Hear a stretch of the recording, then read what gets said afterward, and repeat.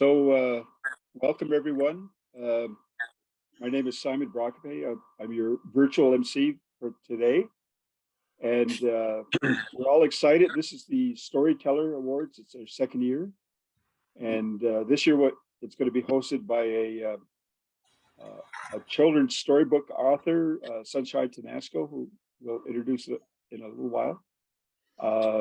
So this is going to be taped, as I mentioned.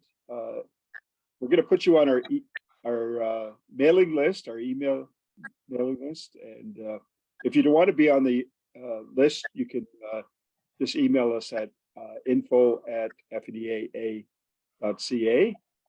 And it's my honor to introduce Ganand Degelo, Mike Mitchell, who will open the gathering in a good way with the Thanksgiving address. And those of you who don't know Mike, he's one of most respected First Nations leaders in Canada, and he was born at Akwesasne and raised in a traditional way. Mike? Yamako, nega di numa unisarada, ninho guarda que não tinha daror, nega di dua giranta, não é que tinha que tinha sangue, que hunjado, né? Tá gut que não tem guardando na sta, não é hunjado, tuas cartas, candidato aqui, né? Não é, né? Cego. Wagagweni, Wagahwetnoni, Guaniguna, Haska, Gunya, teaching Harad, Awego, Leonega. Nano no Jage, Toscatus, you be road to. They none there, Hazel, none there, you can't was it. Nay, no way, Todio Dake, or Nayama, there, Awego, Aska, Wagahwetnoni, and the Guaniguna, teaching or none there. Awego, ne, where the get not, sir. Yes, you'll be road. Don't know, ne. Kairi Nigawalage, ne, no, ne, what's got this? So an Isra, or not an air, the what the I said to the Hunani Haki. So I get her, ne, who want to get that. I said, ne, that the whaler said she should go. Dano neodi.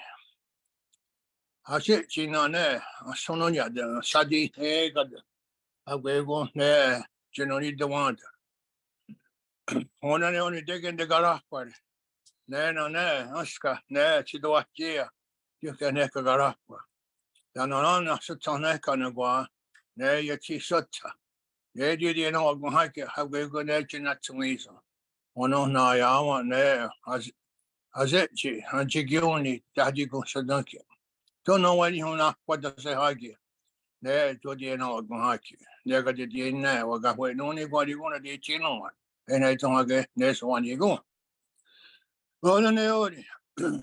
Nah. You just don't know what song, to what's got to such a ton. Nah, you taste it. You taste it to go. Nah, keep rolling. Now they're going to hold on there, and then you dance. So, no, I sit on there, and I want to hunt the gas. How go there? That the other is down there when they know haki. Now, then you gone to Neo, did you tell you haki? You don't want it. When I got in on there, I got where no one when you going to ditch and what I didn't on there, and I don't get then when you go. On there, he's not going to hear it. To the next going in there, so where this. There got in on there. I will go to what up on there. Not the what, sir. Genio, get this to go on. Thank you, Honya, on Naya, and the water. Yaw. Now just I got scott. Oh, yeah. Say, what is it I on? Yeah, I would say, you're not that got either. Nah, John de Quajira. Yeah, she I will go. Scanner, the one on Tony. When I got there. Wagawe only a wego, nobody guna, or no care the road. As a way again. Legend out on the water with Scotty Guna and Gunia. That's the one Horado, that's the way of this. That's your initial, no one is a rather, Moado Scotta, Scariguna, Adoach Ganisa. Nagadin Hodan do Scato, no, Nisarade. No, no, how do you way your ducky under the Watchkawe? Ne, I will go Aska. I will go where the Ganachara. Skona don't want to do you. Nagadin on Zarade, never got no dungo under Watchkanisa. No one is allowed, and I don't have it. That's what you're going to have done that too. Today, we give thanks for this gathering that we have seen a new day. As we walk the land, we recognize there are many things in creation we are to be thankful for. First is our Mother Earth, for everything that we have by way of strength in our bodies comes from her. We also give thanks to all the water on the land in different forms, from streams, rivers, large bodies, lakes, oceans. They're all part of a life cycle in creation. And as they are part of us, we give thanks for having seen them another day, that we benefit from that. We also give thanks to everything that's on the land, our medicines. And what our ancestors told us is always to be thankful for whatever we see. We also have to remember that in the air, there's 4 winds.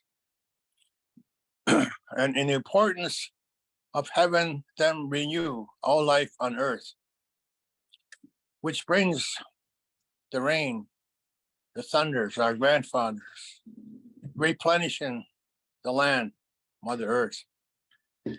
We also hear the birds, bird life in different forms, and whose duties and responsibilities lie within nature, the sounds they carry, telling us, do not hurry for your time on earth. There's many things to learn, many things to enjoy. And so we give thanks to the bird life for those things they carry for us. We also look at other forms of life in creation. And all of that, we recognize that we are only one part of everything in the life cycle. We look to the sky and we see all the stars in the heavens. We look beyond that to the land of the Creator, who has provided us to enjoy a good life. And so we wish goodwill to everyone, to everything that surrounds us. Those were the things that our ancestors passed to us. Always be grateful for a new day. Always be grateful for the life that we have. Always be grateful for the health of our families, our parents, our elders. All that has life on earth, we recognize that it has a duty and responsibility as we have. And so with those thoughts, we open today's meeting, and I turn it back to our chairperson, Simon. Nawagoa, Mike Mitchell, thank you very much. It's my pleasure to introduce Claire Brocape from Gediganzibi. She's a trained classical singer, artist, and filmmaker, in addition to being FNEA's senior video production and website director. She will open with a honor song in Mi'kmaq. Claire.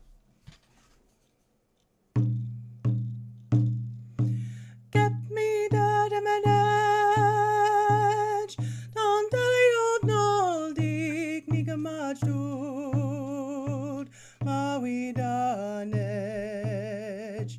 Get me that emanage, don't want a back soul dig nigga much dude, upon my doltinage, upon my doltinage, dan gizuk deliga luksik, ulawit skitamu, wea heo, wea hea, wea hea, wea hea,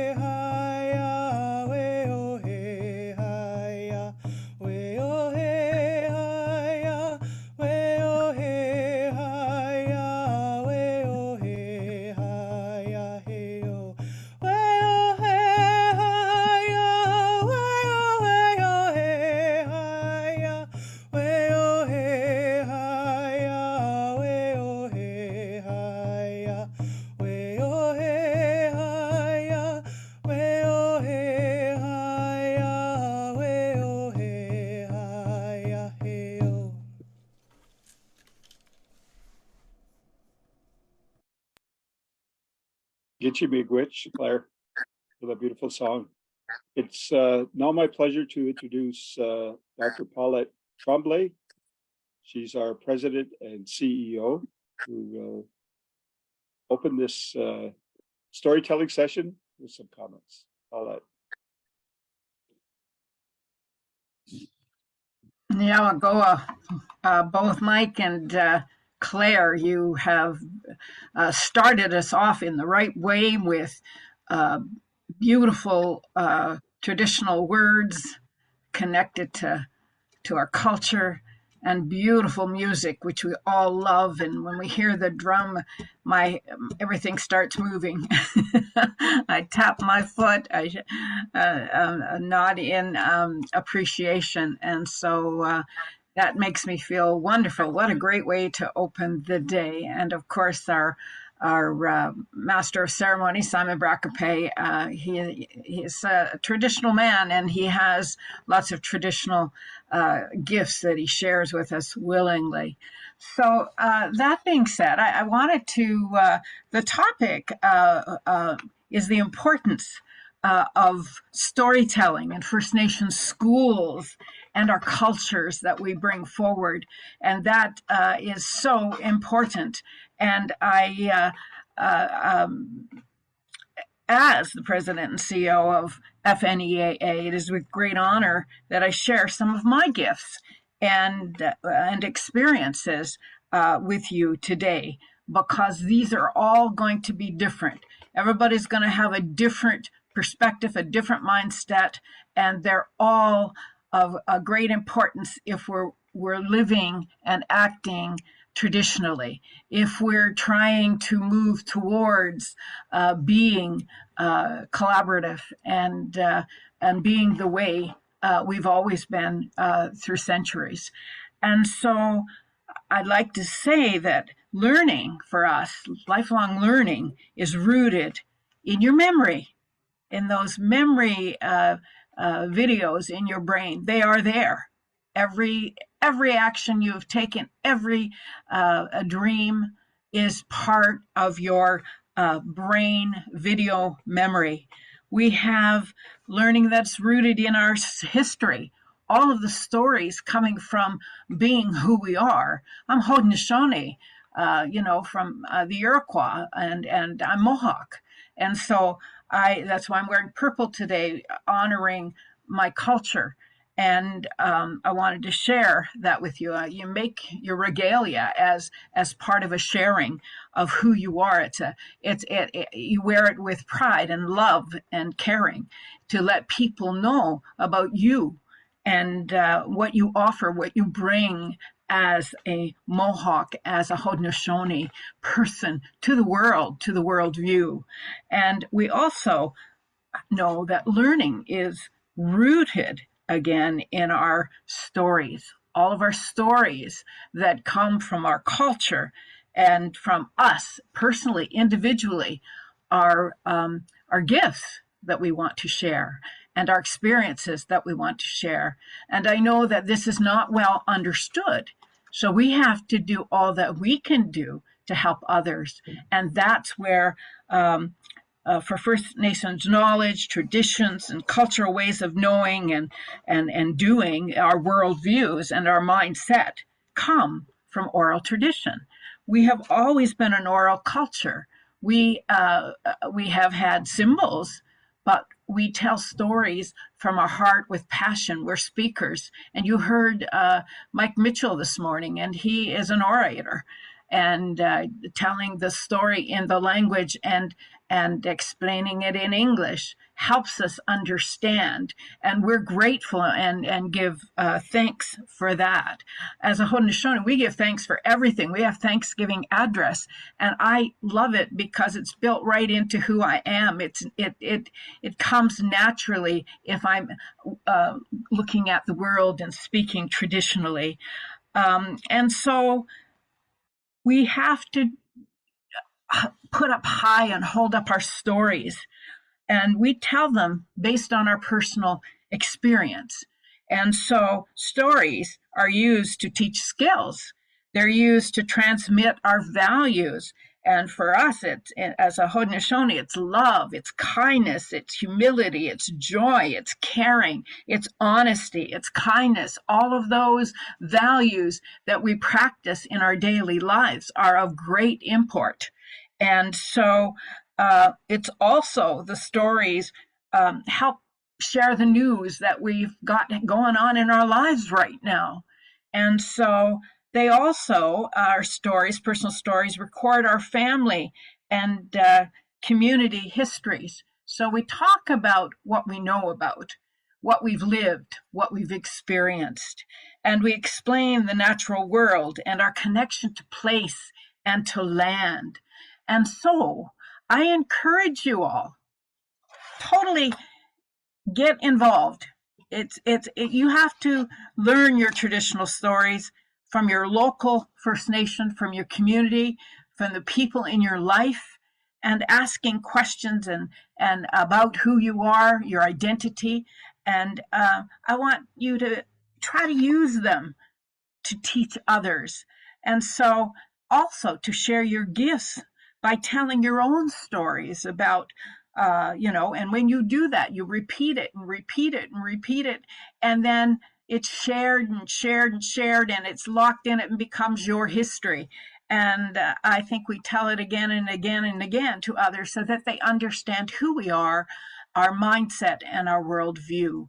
So I want to say Nyago to all the participants, youth today, who are sharing their culture through their many different forms. And so I'm very excited today. We'll see examples of, we have over 60 applicants, and we have samples of all of those.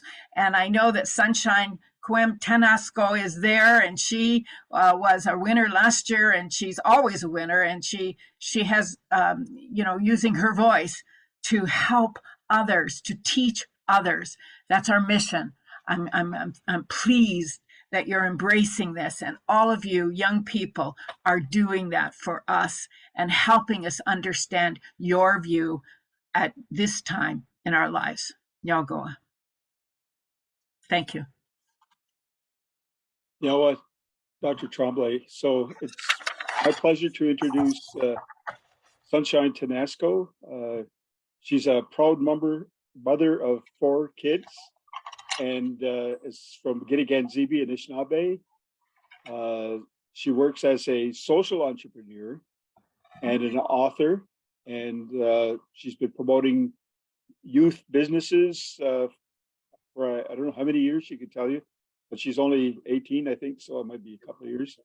But what I got excited a couple of years ago was she wrote this book called Nibi's Water Song. And I read it to my grandchildren, and they loved it also. I think it's an important book. She launched Her Braids in 2015, which is a business that aims to create awareness about the issues of drinking clean water in First Nations communities. And she's doing this through beaded pendants, workshops, and her book that I just mentioned. And she's donating 10% of the profits to David Suzuki Foundation, the Blue Dot Movement. So it's my pleasure to turn it over to Sunshine Tenasco. Sunshine. Hi, Kwe, Miigwech Simon, Sunshine Tenasco, Indigenous Cause, Kitigan-Zibi and Donjiba. I'm from Kitigan-Zibi in Quebec. I'm super excited to be here. Thank you so much, Uncle Simon, for the invitation. I think that stories is where everybody learns, and we can do it with our values. I'm Anishinaabe, so everything I do, I try and do it with Anishinaabe values and do things in a good way. And I think those values are across the board in so many of our cultures and our teachings and all that good stuff. So yeah, I love stories. Because I have 4 kids, I was always reading bedtime stories, and it's such a good way to have conversations and to educate. And it can be done. We can talk about heavy stuff, but we can do it in a light way. So this was my first book. I don't know kind of the blurry, right?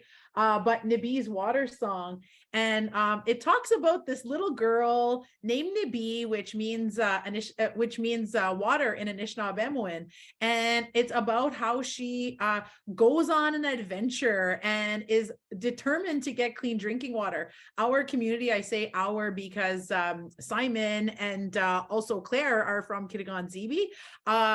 Still 40% of our community doesn't have clean drinking water, and that's ridiculous, and people don't know this. And so it's not just to keep keep us and our culture and stuff like that alive, but it's also to educate Canadians about some of the things that we go through. So this Nibi goes through life singing and dancing and starts chanting this song about how she's thirsty Nibi, and she needs water. And people are slamming the door on her, and she goes to the place with the big green roof, which is Parliament, which is where all the I don't say it, but there's I talk about it, and the door is slammed, about being given just these little one glass of water, and that's not sustainable. So it's just to have these conversations, and also to see more beautiful brown faces in bookstores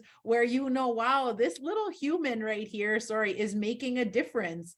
And it's also Chief Ladybird, who's I think she's from Rama, right? If I'm not mistaken, Chippewa.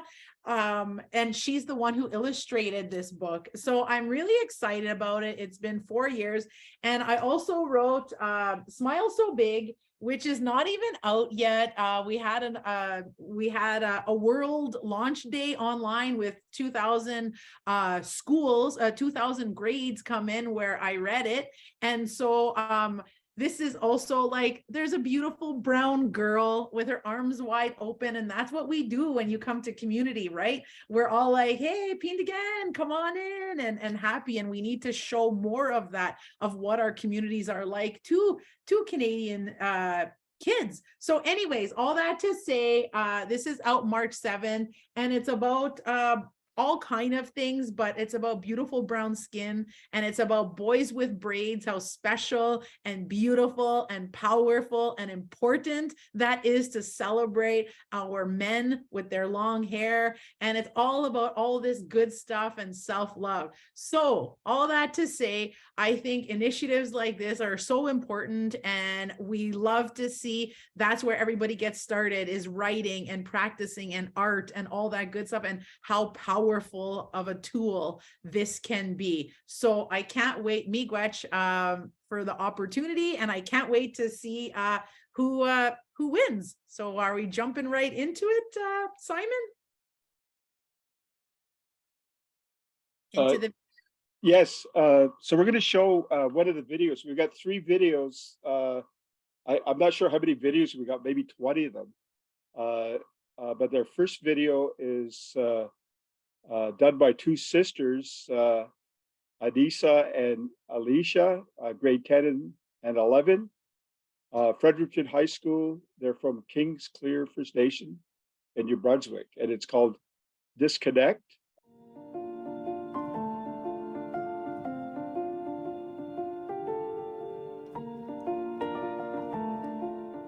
Kingsclear First Nation is a Wolastoqey community located within the colonial borders of New Brunswick. Kwe Nilda Anissa, Naga Nida Louisa Alyssa.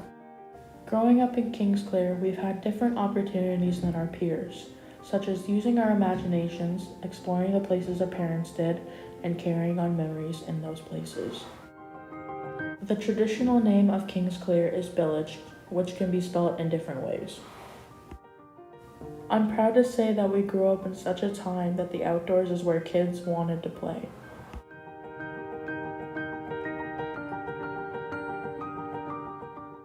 These are the places that we learned so many valuable life lessons. This is where we learned how to hunt.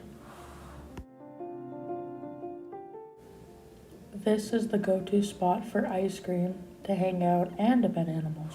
I learned what home is like. and the people who make it home.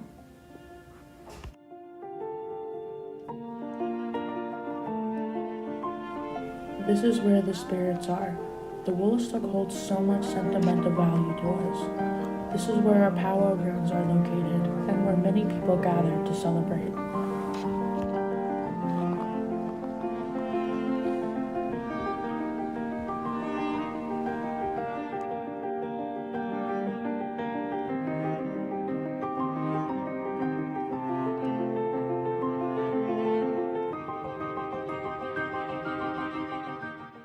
We learned how sacred a fire can be, how to take care of it, and our grandmothers and grandfathers.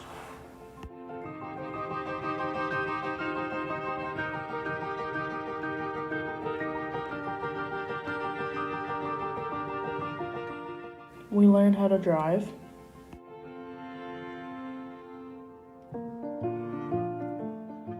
I learned how to stand my ground.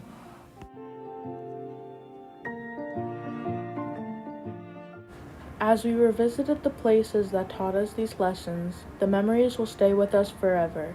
Nowadays, kids only spend their time inside. We hope that future generations can find the lessons we did, even in the simplest of places. Wow. Look how powerful that was. Disconnected. Miigwech, Anissa, and Alyssa. They're from in grade 10 and 11. Yes. So this picture is by Kenyatta Picard. She's in grade 12 from Shishatsu Inu School. Not sure if I pronounced their school properly. This picture is by Elijah from Shishatsu Inu School. This one is by Aries, grade 5 from the Snai School. Snai School. Snai School. This picture is by Amelia, grade 5 from the Snai School. Beautiful. This picture is by Harley, grade 5 from the Snai School. This one's by Jackson, grade 5 from the Snai School. Wow. This picture is by Maxwell, grade 5 from the Snai School. We're going to let Joe take this one, I believe. I believe Ladade Juanillo. Grade 5 from the Snai School. Miigwech, Joe. Here, your time to shine again. Lowanyanda. Grade 5 from the Snai School. Oh, wow. This picture is by Sapphire, grade 5 from the Snai School again. This one's by Kansas, grade 5 from the Snai School. These earrings are by Tiana, grade 5 from the Snai School. Wow, that's a beautiful art. This picture is by Warren from the Snai School. This drawing is by Darius, grade 3. The 7 Sacred Grandfather Teachings, love symbol from the Cowessess First Nation. Drawing is by Kellen, grade 3, the 7 Sacred Grandfather Teachings, the truth symbol from Cowessess Community Education Center. This drawing by Kellen, grade 3, are fish scales that were saved, cleaned, and dyed from a field trip from Cowessess Community Education Center. That's stunning. This drawing by Cortana, grade 3, the 7 Sacred Teaching Symbol, Truth, Cowessess First Nation.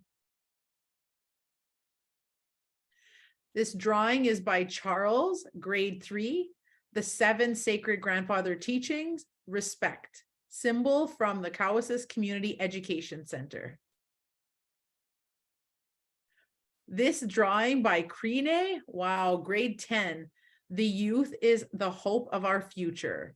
Father Maigret High School, Athabasca Denisuline Education Authority. That's beautiful. Wow.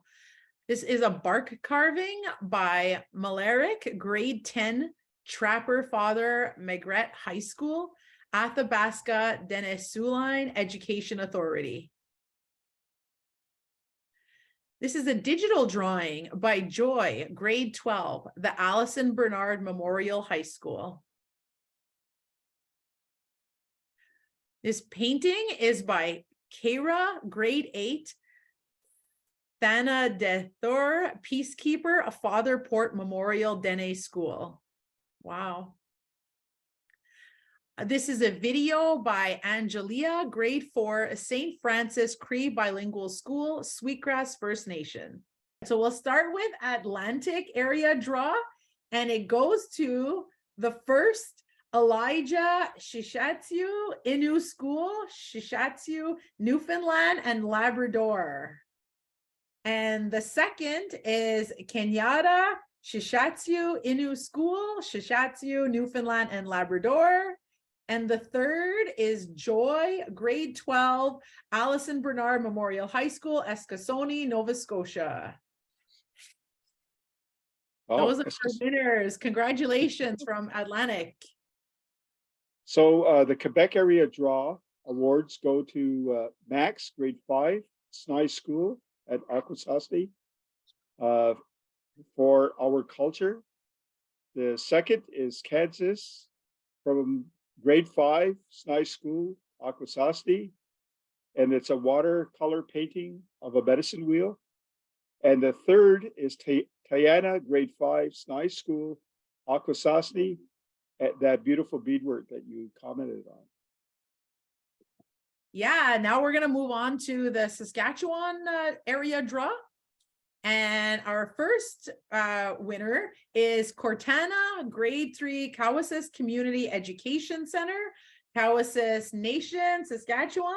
It's the 7 Sacred Grandfather Teachings, Truth. And the second is Darius, grade 3, Cowessess Community Education Center, Cowessess Nation, Saskatchewan.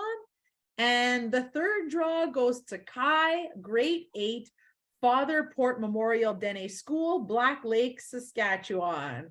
So congratulations to all the winners. That was super beautiful. I hope that everyone continues their work. I could see this on, I could see some of you, or if not all of you, as future illustrators for my books. So congratulations. Next, I'm going to introduce Maureen. Maureen Johns is the vice chair for the First Nations Education Administrators Association and a well-respected Indigenous education consultant from Saskatchewan who will reflect on the Storyteller submissions from the Atlantic, Quebec, and Saskatchewan. Maureen. Thank you very much, Sunshine. I would like first, before I make my commentary, to acknowledge the sacred story that Elder Mike Mitchell shared this morning. Our prayer is a sacred story between us and the Creator. I'd also like to acknowledge Claire for the beauty of her music and the song and the drum. Also acknowledging to all of the students and the staff and the teachers out there. I can see some of your handsome and cute little faces in there in the pictures, and I'm talking about the children, everybody, not the adults, but you know how it goes.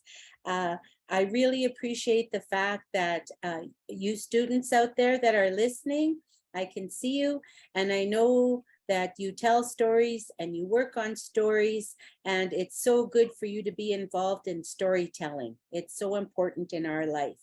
I'd also like to thank First Nations Education Administrators Association for the leadership to ensure that the oral tradition continues to remain the backbone of Indigenous knowledge transfer. So when I looked at the beautiful entries from Atlantic provinces and Quebec, Akwesasne, and my beautiful home of Saskatchewan, I was thrilled.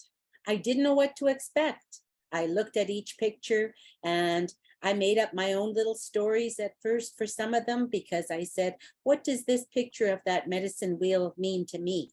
And what I did is I told myself the story that what that picture of the medicine wheel told me is that I have to try to stay healthy in my mental, emotional, physical, spiritual. So that story told me the picture of the medicine wheel was a story that told me how I can keep good health and be balanced. So you never know what your story is going to do for somebody to help them along their life journey. For the students out there, storytelling is a part of all of your lives. You might think it's part of English language arts. You might think it's part of art class, or when you do land-based learning, you come back and you tell stories about what happened. That's how life is going to be. And when you get to be several decades old, you're going to have lots and lots and lots of stories. And so please collect your stories, remember your stories, and keep telling your stories. The reason that stories are important is they help us to preserve our culture. I'm Anishinaabe, Saulteaux, and Russian ancestry. So I have stories from both my mom's people and from my dad's people. And those family stories are the best. I'm kind of glad my brothers and sisters aren't here because they might tell some funny stories about me that I don't want anybody to know. But storytelling preserves our culture, our language, our belief system, and we get to pass on all of that to the next generation. So for you young people out there, all of the stories that you tell, if you go out on the playground and have an experience and come and write about it, that means you have learned something and you are learning how to tell those stories. And that's so important. Stories can tell us what's right and wrong. Sometimes there are stories told in the justice system. Sometimes there are stories told in the principal's office. But stories can help us to understand what is right and wrong, and truth-telling is a very important part of storytelling. Please remember that. One of my happiest memories when I think about stories was when my late mom and dad were alive. There was 8 kids in our family and we only had one couch in our living room. And then after we had supper and we cleaned up the dishes and cleaned up our counter and our table where we ate, Dad would say, "It's story time." And then all of us kids, 5 of us kids would jump on the couch with Dad. We'd be sitting all over there and we'd be saying, "Dad, tell us that story about the time your horse got you home when you stayed out too late playing cards. Dad, tell us that story about when you found those antlers and you were able to bring them home and show your mom and dad." So I love storytelling. It reminds me of the best part and the happiest part of my life with my mom and dad. Storytelling is at the core of our First Nations culture all over on Turtle Island, Canada, United States, all over the world where there are original peoples. We have original stories, and that's our history. That's where we came from in the very beginning. Our origin stories, our creation stories, are stories that teach us lessons. And our stories also appeal to our senses.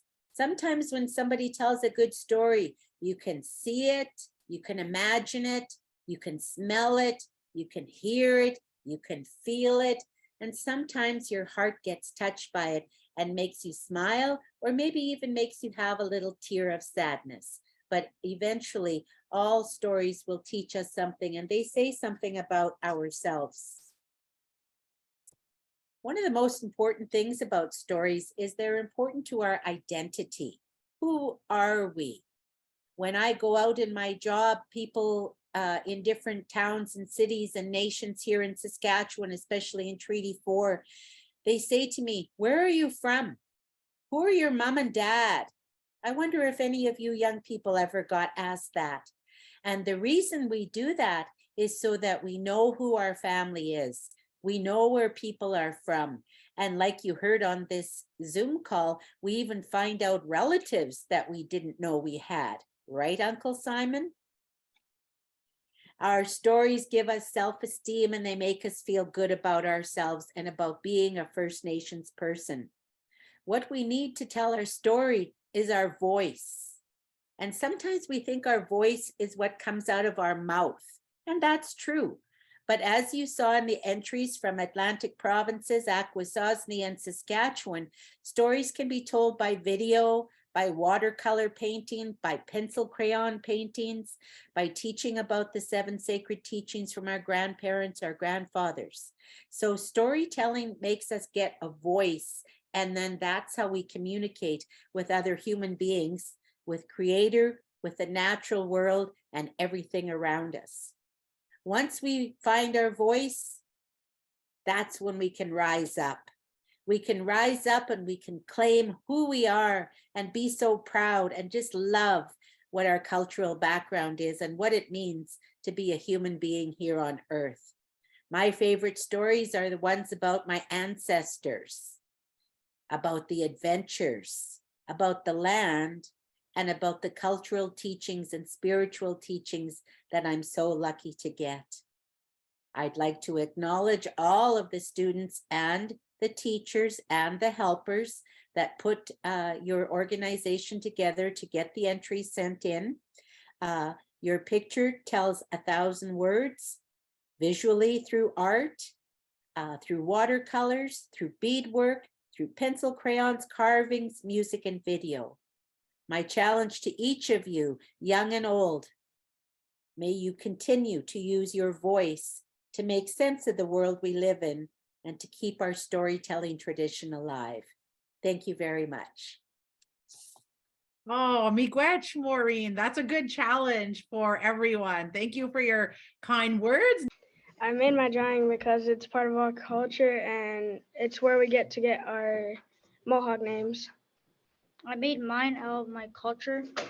It presents of the wildlife. I am Sapphire's White Tenesco. I did my art because I got inspired by sunset paintings, but it was originally supposed to be like a nighttime painting because my Mohawk name's Wesendia, which means beautiful night. I made my art because it's part of our culture. Hello, my name is Maxwell McDonald. For one, I made my painting because it represents our entire culture, like Every Child Matters, the medicine wheel, and the peace tree. Awesome. I think we should just get the youth to lead all of this. That was great. I can just watch them all day. Yeah, thank you. No, we're just gonna go right into the video now, I believe. Ali Bujir Nation Indigenous Cosmos Shikin and Dome, Ojibwe Part Wamni and Dow Kikanong Minwajono, Doshma, that's what she needs and don't smoke, guess how me glitch. Upon a time, there was a Skabewis named Oklahoma. His dad's name was Dakota and his mom's name was Mika. Dakota was Gima of the tribe, and Mika was Mashkiki Kwe. Dakota wanted Oklahoma to be Skabewis so badly, but Dakota just wanted to be an adventure. One day, Dakota pressured Oklahoma too hard that Oklahoma ran away with all of his stuff. He thought his Nobnaman was coming true, so he ran for days and hiked for hours until he reached the end of the world, as he thought. He saw an ocean ahead of him and a drop below, and his heart dropped. He realized what he had found. He saw a huge head. It was a huge turtle head. Then he got frightened, so he ran back to his tribe and told them about it, and that's how the story of Turtle Island was found. That was beautiful, as if he's 12 years old only. Good for you. It's beautiful hearing the language too. I know it's a different dialect from our dialect, but like I could understand most of what he was saying, and probably Paula too could understand too. So yeah, miigwech for that video. Okay, first up, this is beautiful. Clay, that's so fun.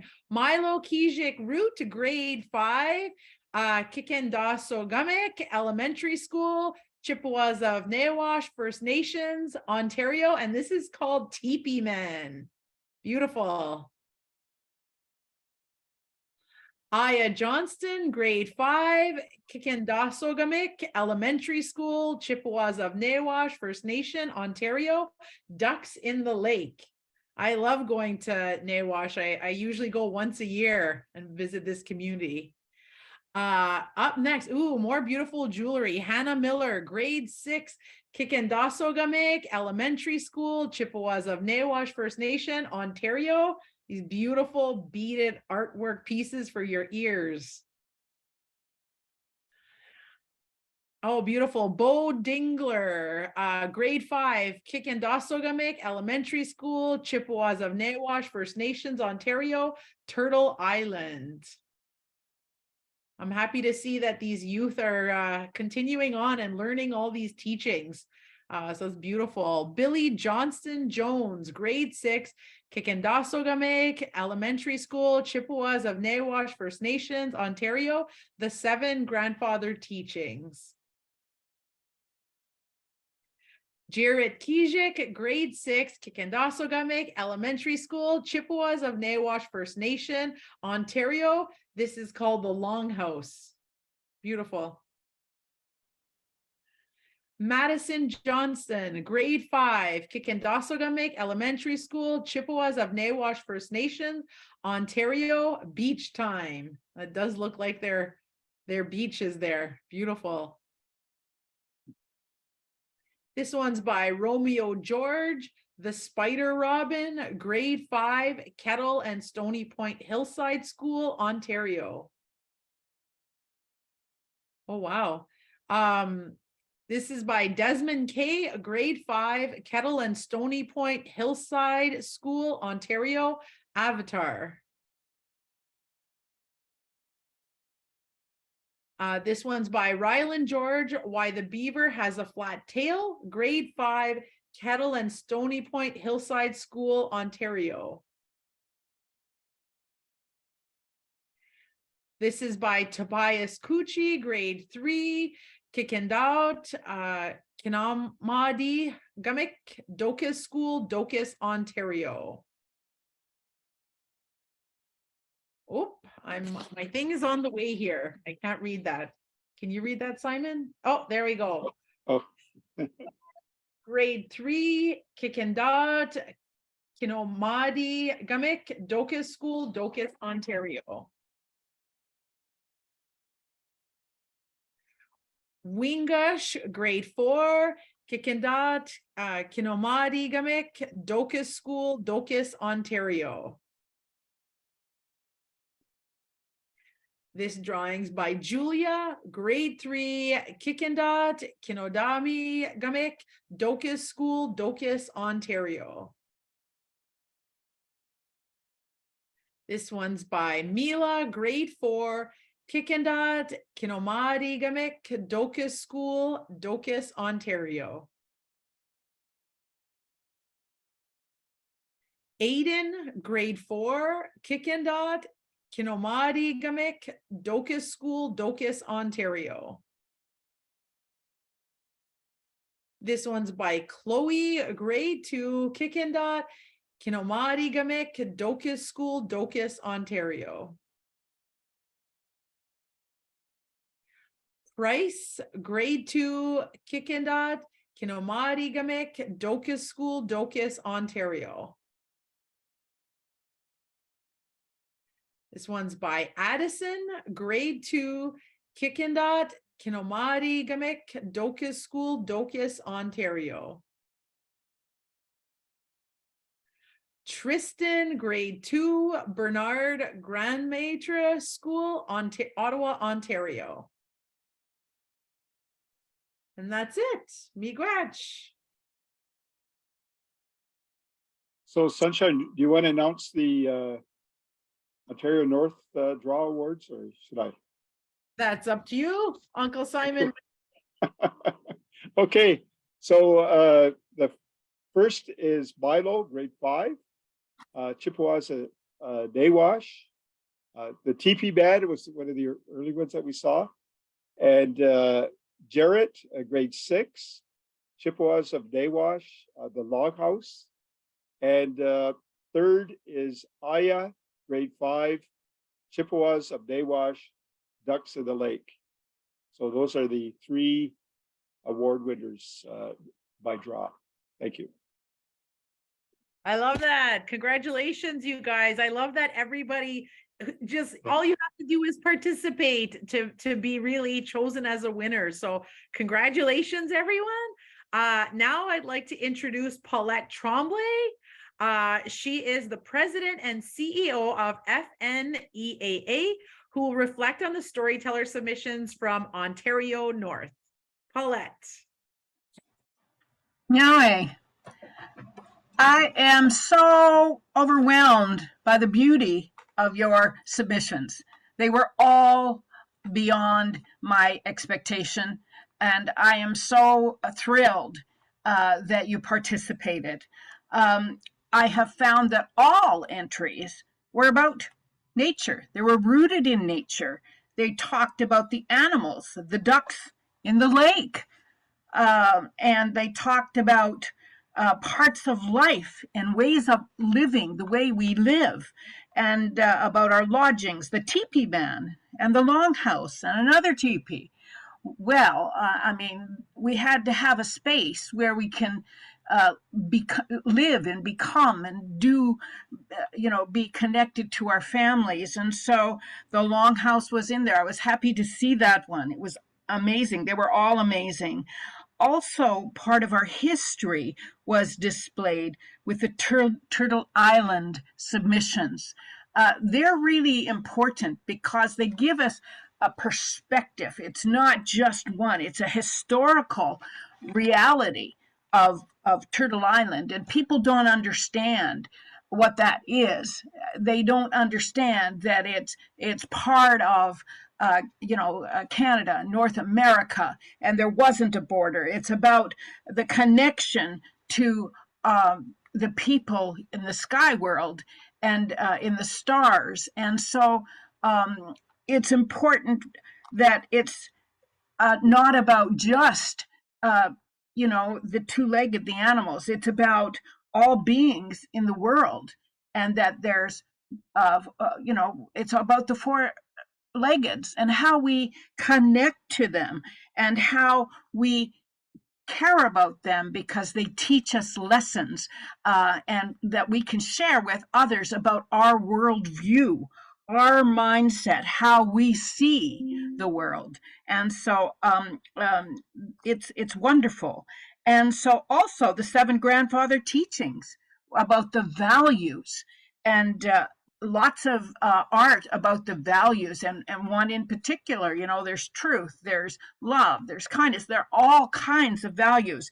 And so you displayed your understanding of the world using your teachings and your values, and people don't get it, so we have to help them get it, understanding us, because lots of times we go to school and, oh, you can't do this or you can't do that, and I think that by sharing who you are, and it helps us understand each other, and understanding each other is critical if we're going to build relationships and long-term relationships with others.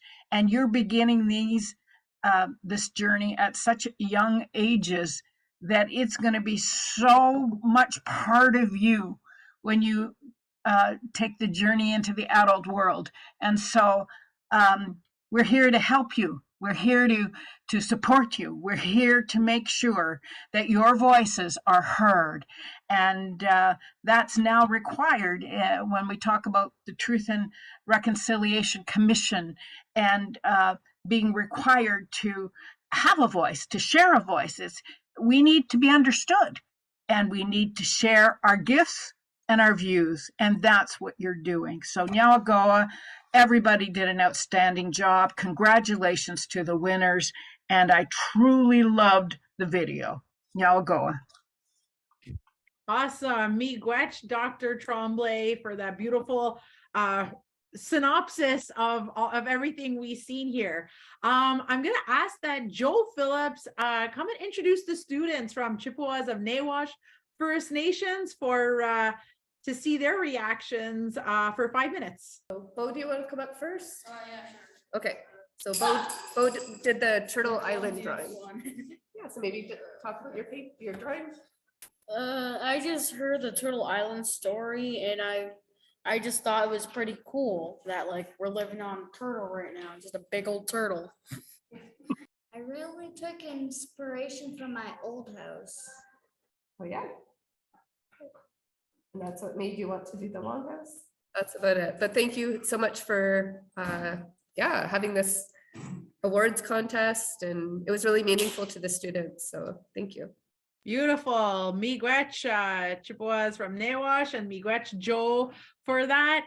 Now we're going to show another video by Angelia Rose Bulger, grade 4, St. Francis Cree Bilingual School, Sweetgrass First Nation, Saskatchewan.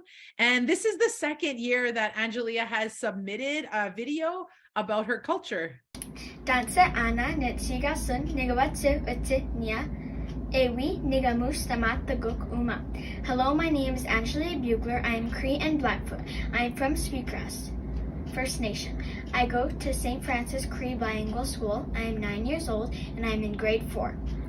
I'm going to share a Cree prayer and sing a very old song that belongs to the people, the morning song. I hope you like it.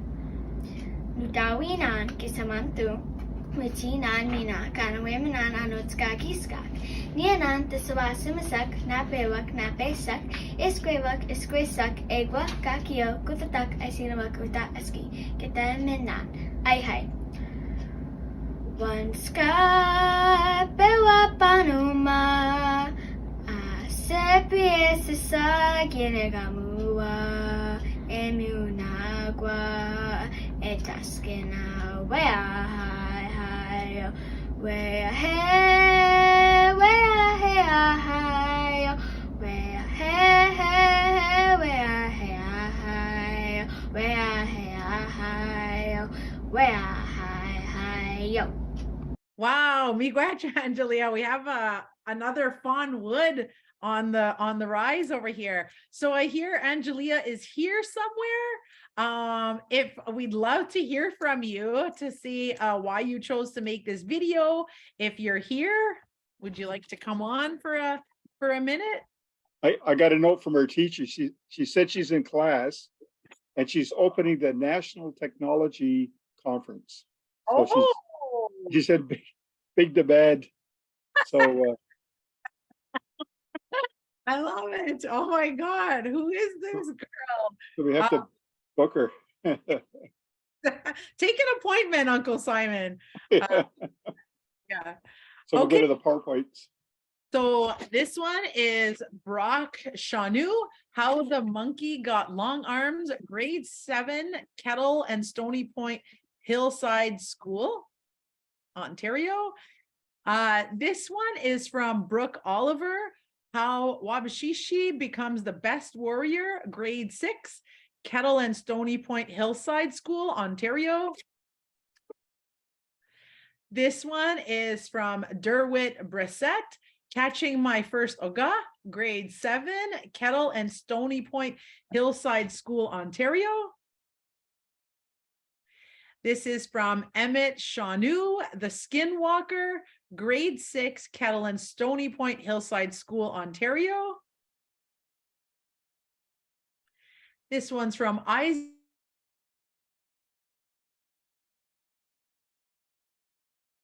Point Hillside School, Ontario. This one is from Junior Plain, The Nimush, grade 6, Kettle and Stony Point Hillside School, Ontario. This one's from Kylie Wolf, Mayingandini, grade 6 at Kettle and Stony Point Hillside School, Ontario. This one's from Lance George, How a Mick Got His Flat Tail, grade 7, Kettle and Stony Point Hillside School, Ontario. This one's from Malaki Brown, How the Black Panther Turned Black, grade 7, Kettle and Stony Point, Hillside School, Ontario. Nation Shanu, The Story of Turtle Island, grade 7, Kettle and Stony Point, Hillside School, Ontario. This one's from Neasia Shanu, Mikwa and the Kwe, grade 6, Kettle and Stony Point, Hillside School, Ontario. This one's from Peyton Store, The Wolf Story, grade 7, Kettle and Stony Point, Hillside School, Ontario. This one's from Presley Smith, How the Esbekes Turned Blue, grade 7, Kettle and Stony Point, Hillside School, Ontario. This one's by Roscoe Brissett, How Misquedesi Got Its Colors, grade 7, Kettle and Stony Point, Hillside School, Ontario. This one's by Samantha Storr, The Abandoned Coyote, grade 8, Kettle and Stony Point, Hillside School, Ontario. This one's by Serena de Groot, The Kwe and Wagshug, grade 6, Kettle and Stony Point, Hillside School, Ontario. Trey Cloud, Nmush and the Spirit, grade 8, Kettle and Stony Point, Hillside School, Ontario. Nolan, The Wawashkesh and Mijim, grade 6, Kettle and Stony Point, Hillside School, Ontario. Nevea Greenbird, While the Bat Sleeps Upside Down, grade 7, Kettle and Stony Point, Hillside School, Ontario. Nathaniel Shanu, Isbekens Learns Not to Jump on Gila, grade 7, Kettle and Stony Point, Hillside School, Ontario. And that's it. Miigwech. So now we're going to go to the Ontario South draw. Do you want to take it away, Simon? Okay, so Ontario South, first is Nation, grade 7, Kettle and Stony Point. Ontario, Diva, grade second is Diva, grade 7, Kettle and Stony Point, Hillside School, Ontario. And third is Emmett, grade 6, Kettle and Stony Point, Hillside School in Ontario. Back to you. Awesome. Miigwech. Congratulations, everyone. Now we're going to call on Mike Mitchell, who will reflect on the Storyteller submissions we just seen from Ontario South. Mike. You're on mute though, Mike. No, I just unmuted myself. I want to talk a little bit about what I have seen so far. In our grandfather's time, and these are stories that my grandfather told me, that they didn't have any TV. They didn't have any radio. You know, they don't have any computer. And what they did have was stories of other elders. And every weekend, somebody would be visiting each other. And they sit around this wood stove, whether it's coal or wood, and they would tell stories. So when I was very small, I lived with my grandparents, and I saw this. Other elders would come after they did all their chores. They come and visit each other. And then it was storytelling time. And they made this story so believable that you swear that you lived the same stories through them. Whether they had to reenact something or they did it through drawings, and they would act it out. Everybody had such a good time, and the young ones that were with them, this was their lesson. This was their education. They learned how to be speakers. They learned how to be craftspeople. They learned how to be singers. And you grow up like that because what you see, you're impressed.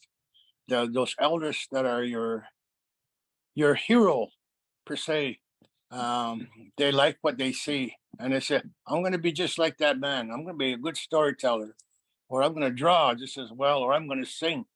All these songs that they knew, I'm going to pass that, make it my own.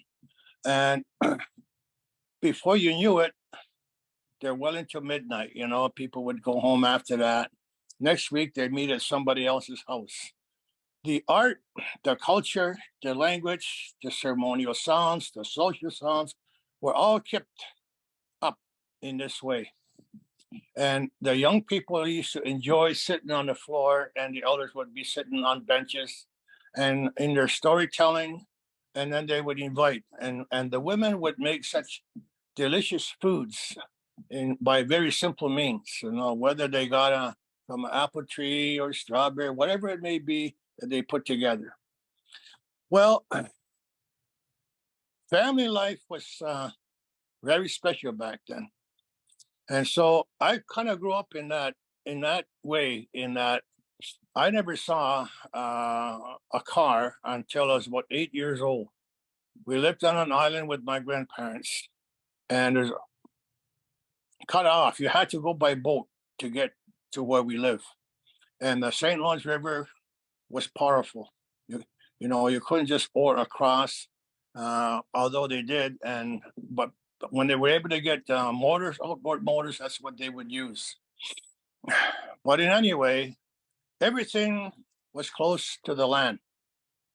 And everything that they knew how to live off the land, and the respect that you had for the land. And this was told in their culture, in their teachings, and how they related to the young people. And this is what art is about. Those drawings that I witnessed tells a story, each and every one of them. They speak to us. You make those pictures tell a story. And you become a leader in itself because you, by art transition, have told somebody's story. And that little bit about asking them to come forward and talk a little bit about what they drew is only the beginning.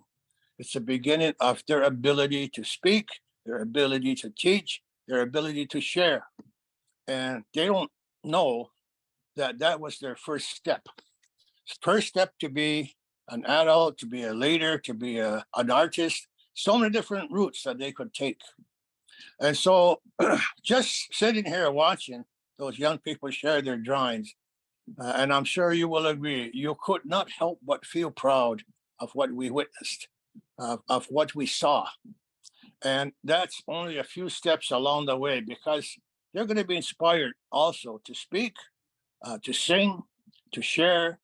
Everything that they've learned isn't just coming from the classroom, it's coming from the teachings of our elders, of our community people who have, you know, we got brainwashed by Indian affairs, by Canadian government, and thinking you got to be in a classroom to learn something.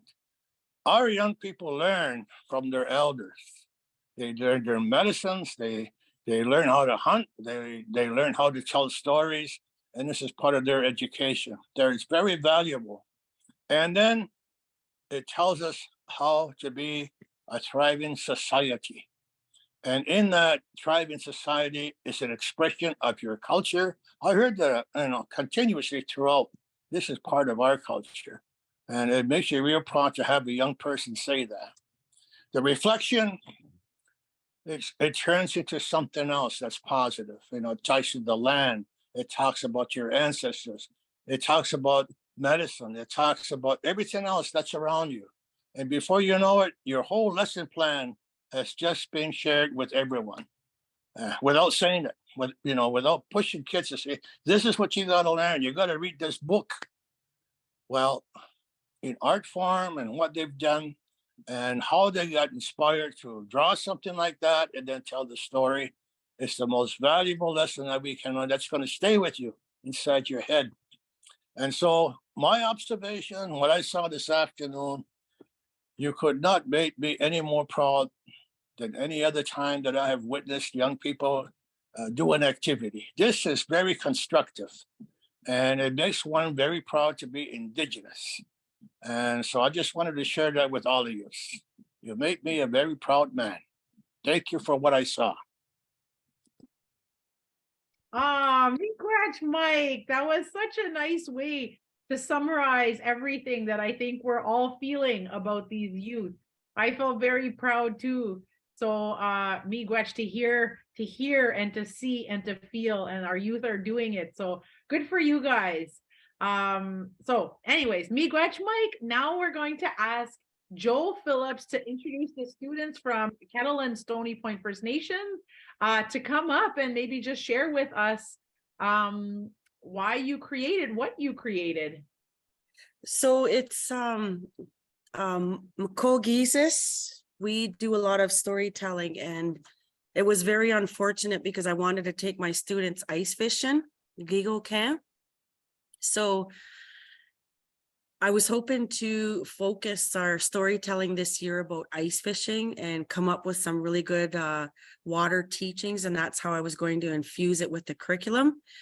But that didn't happen because we weren't blessed with the ice as we have been in the previous years. So what we did was we allowed the students to choose any animal or swimmer that they felt, they would love to write a story about. But they really had a lot of fun doing their stories. I think next year we're going to actually move more into like a digital way and try to infuse like the latest technology with their storytelling. But the original submissions that were supposed to come into you for this challenge, not challenge, but opportunity was going to be half of their stories. One of the things I've asked was that they translate a lot of their story into the Ojibwe language. So especially their animals and their characters and stuff, and like parts of their story, like Mitig walking, the trees in the forest. So just trying to infuse as much Anishinaabe as we can into this storytelling process, because they really look forward to doing this. And we have an awesome EA at the school, and she's the one that does all the videography. So we have all sorts of different students here with different abilities. So some of them are more proficient with the language, some are shy, they don't want to do it, but they put a story in anyways because they're so proud. So it's a very proud, and it's a high honor to do something like this. But okay, thank you very much. Awesome. Miigwech for sharing that, Nicole. I love that you said that, because in Nibi's water song, we have I intentionally named the fish Kigos just to infuse that. And I know it's not a big thing, but on the signs and on the pictures, it says like Pindigan, which means come in, just like that. And so I think it's important for language preservation too, and all that good stuff. So much for they had so much fun doing this activity. It was good because we showed them how to break the story down, and then some of them were really nervous for doing it, which is understandable, but yeah, to infuse the language in. And it was exciting because they were like looking in dictionaries, and then we were talking about the different dialects and stuff. And then I was teasing, I was telling them, we can't get hung up on dialect or we're never going to move forward. And they're like, oh, you always put everything so silly. But I had to, because otherwise we're just going to be stuck with our languages. So, but yeah, it was a fun activity. Next year we'll be prepared. This year you guys asked for submissions a little earlier than last year, so that was good. So good. And it helps because we normally do the storytelling usually January, February, usually February, but we need the snow here to do a lot of the stories, but the weather and stuff's changed. So, miigwech. Miigwech Gingaya. Thank you Uh-huh. very okay, so thank you, Nicole. Thank you, Maureen John. Thank you, Dr. Paulette Tremblay and Mike Mitchell. Now we're gonna go and maybe Simon and I can outline the process for the national awards to be announced. Does that sound? Okay, so the students who submitted their artwork can vote. So they get to vote for their first favorite, second favorite, third favorite artwork or video. And we're going to be announcing them at the our town hall on March 7th, where we have Albert Marshall, who's going to be talking about two-eyed seeing, which he says everything that Indigenous people do is science. And he coined this term two-eyed seeing, which looks at the world from the best of Indigenous science and from the best of Western science. So that's going to be on March 7th. And so there's a process. Sunshine, you want me to go through the process? Sure. Okay. So the students will be able to vote for their first, second, and third favorite artwork. You can view the entries on our website, and the voting will close on March 3rd, 2023 at 12 midnight PST. That's Pacific time. So we're not caught up on the Eastern time. And then votes can be submitted by the teacher or the educator or the parent or person or parent submitting the original art and or videos, and they can do it by emailing on behalf of the student, group of students, or class to be sent to Joe Phillips. And we could put so we've sent out, Joe's actually sent out emails for this, and that's it. So you'll have all the instructions in an email to you. And maybe I'll post Joe's email in the chat. So any last words, Sunshine? No, I guess, yes, I'm extremely moved by everything. I love that everyone in the community, in the Indigenous community was here. We have our young people, we have all the people on the medicine wheel, our elders are here, and everyone has a part, in listening and sharing and all that good stuff.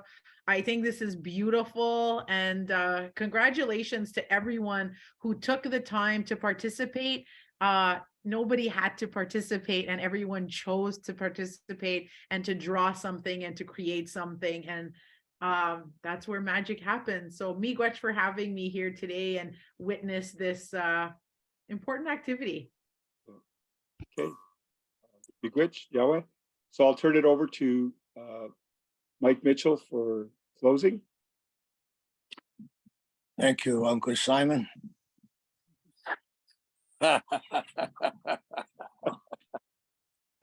Oh, it was such a fun afternoon. You get to share some good feelings with everyone. And from the young people sharing with us, it was a very pleasant experience. So let me say that to everyone.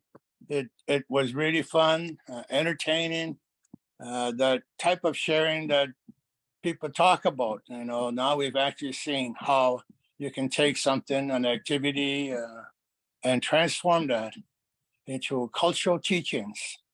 And it was very, very useful for everyone, young, old, us people. If we're teachers, this is the kind of activity that we should have. And we're about to bring everything to a close. We open with Hondo Garihwadekwa, or words that come before all else, a Thanksgiving. And we give thanks. In the same way as we open to Mother Earth, we give thanks to all the land, the air, the four winds. We give thanks to the waters, to the medicines. We give thanks to the four winds, to Grandmother Moon, to Elder Brother Sun, to all the stars in the universe. Everything in our culture has a meaning.